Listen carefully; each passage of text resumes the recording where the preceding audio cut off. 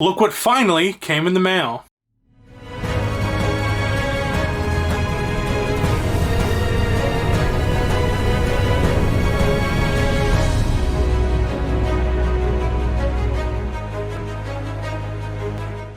What is up, everybody? I am Mace from the Mockbuster YouTube channel. I finally got my Scream Factory release for the Magnificent 7. I pre-ordered this on Best Buy like I think a month and a half ago. As soon as the pre-orders went live, I got it. And usually, for the most part, Best Buy gets it to me quickly the day of. And you know, I don't really care, honestly, if it's a day late or whatever. But usually, for the most part, their standard is when it comes out, you get it that day of. So I was a bit bummed out, mainly because weather has been terrible. A lot of snowstorms, if you're in the East Coast, have been terrible. Roads have been shut down, a lot of accidents. So I can understand that, but it was a hard pill to swallow, or it was kind of harsh seeing people, taking photos of their Magnificent 7 Shout Select 4Ks, and I'm just waiting. I keep looking at my phone, seeing the tracker, and it says it's been delayed, and then 2 days late, and 3 days late. Now finally, on Saturday the 25th, I finally got my Magnificent 7 4K Blu-ray. I'm not as bummed because I actually haven't seen this movie yet. This is a blind buy for me, but it's been in the stratosphere of the great Western movies, top 10 at least. So I've heard nothing but fantastic things about it. And, oh, okay, I just opened it up because I didn't want to be fumbling around when recording the video, but I haven't seen it yet. Usually, okay, I don't really, it's dinged on the corner, but who cares, whatever. But Magnificent 7 4K Blu-ray slipcover. It's weird because when I was seeing the product photos of it, it just showed it like this. So I was a bit scared if it didn't come with the slipcover, which I really don't care for. But for a movie this iconic and this big, for being the collector's edition, I was super anticipating a slipcover, and it's a decent slipcover. I love this style of artwork where it's the kind of pastel kind of artwork to it, where it's not just a picture of the dudes, it's an actual piece of artwork on the slipcover, which makes it look nicer. Here is the the standard Ultra HD Blu-ray MGM 2-disc set, Magnificent 7 and spine number 100. Oh, it's here. Spine number 144. Very nice, very nice. Let's open it up and see what comes with it. When it comes to the artwork, it is a bit different. Here on the back of on the slip cover, you do have a picture of, I believe that's not Steve McQueen, but that is probably Yul Brynner. But yeah, all-star cast: Yul Brynner, or Brenner maybe, Eli Wallach, and Steve McQueen. I love Eli Wallach, yeah. And so he's fantastic in all the other Western movies I've seen so far. But this one doesn't have that picture, so it is somewhat different artwork as compared to, because I know a lot of people are like, oh, it's just the same artwork. Even though technically it is the same artwork, but there is a bit of a difference. I would have liked there to have different artwork on the slips or the inserts, but it's nice to have. Will this have reversible artwork? No, it does not have reversible artwork, which is a bit of a bummer, but it's okay. It's whatever, It's not like, because it's weird, because I wonder how they decide which 4Ks to have reversible artwork, which ones to not. I noticed a lot of Scream Factory stuff, which is the same company. They have inside artwork or reversible artwork, and some don't. But yeah, here we go. Here's the disc artwork you probably saw when I opened it up. Any off-gassing?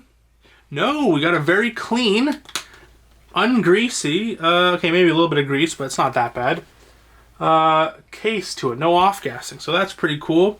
I don't have to pull out the old rag, the old grease rag for this. But, yeah, Magnificent 7, blind buy. I haven't seen it. Let me know down below, what did I do right? I heard nothing but fantastic things about it. I heard even the remake is actually pretty decent. But it is a new 4K restoration and color grade using an existing 4K scan of the original camera negative. So I'm guessing they probably made a Blu-ray release of it, because I think this is MGM, right? So maybe they did a prior release on Blu-ray, and now we're getting 4K for it. Hopefully We get other 4Ks that, or other 4K discs that have previously received 4K scans. Things like All Quiet on the Western Front. Can we please get a 4K? Kino Lorber, please. Because sometimes their quality control is a bit better than Shout Factory or Shout Select. But I really would like that to have a 4K. But I'm so glad this got a 4K because this has been on my top list when wanting to watch Western films. I'm a huge Western fan. You know, you're saying you haven't seen this yet? I usually just see my mainstays. When it comes to Western films, it's more of like a comfort genre to me. So if I'm in the mood for Westerns, I'll usually watch the old stuff that I've been watching since I was a little kid while watching on AMC.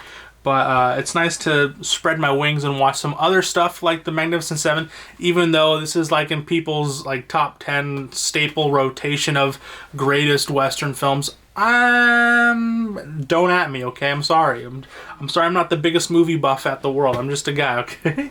But yeah, nice artwork, cool stuff. Again, 2022 restoration, color grading using existing 4K scan visual camera negative. Audio, this is fun. Audio commentary featuring stars with James Coburn and Eli Wallach, which is fantastic. That's already worth it. Obviously, I don't think you can get Steve McQueen because he passed away after the whole invention or the integration of audio commentaries and that kind of stuff.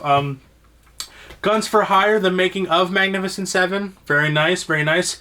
Elmer Bernstein and the Magnificent Seven. Nice. Christopher Frayling on the Magnificent Seven. The Linen Book, Lost Images from the Magnificent Seven. So depending on how long that making of, it's here or there because it doesn't really sound like much of a bonus features. You got, obviously, audio commentaries. You got, what's it called? A few one documentary, and then a few people just sitting down talking about it. This was cheaper than the normal Shout Factory or Shout Select 4K, so maybe that is why they didn't have to pay many royalties or copyright for the actual bonus features. So that's probably why it is a bit cheaper. But yeah, that was today's pickup. The Magnificent Seven came about 4 days late, but I'm glad to add it to the collection. A bit sad that the corner is dinged to fuck. But it's whatever, you know, I'm not that... So, well, I am. I put them in plastic slips. But, you know me, whatever. I'm not going to return it because there's a dinged corner. As long as the 4K disc looks good. Which, I don't know. I haven't really seen any reviews for it because I want to know for my own eyes. Because, honestly, when it comes to reviews, I like adding my own thing to the discussion. But I don't want it to taint my experience. Like, I remember... things like the Harry Potter 4Ks, things like the Inglourious Bastards 4Ks. I heard nothing but bad things from the biggest people who review 4Ks, so I never bought them. And then I go on Reddit and I'm like, it's actually a pretty good 4K. Maybe the HDR is a bit lackluster, but overall, it's a pretty decent upgrade. And then I'm like, fuck, now I can't even find it anywhere. So I'll give this a chance. I'm gonna go in blind. I haven't even seen the movie yet. So that was today's video. We picked up the Magnificent Seven finally on 4K Blu-ray. If you enjoyed this video, please make sure you leave a like and subscribe because it is free. It means a whole lot to me. Let me know down below. What are your thoughts on the Magnificent Seven? Your thoughts on the 4K transfer? Until then, please have yourself a good day, night, evening, afternoon, morning. And again, until I see you next time, have a good one, guys. Peace.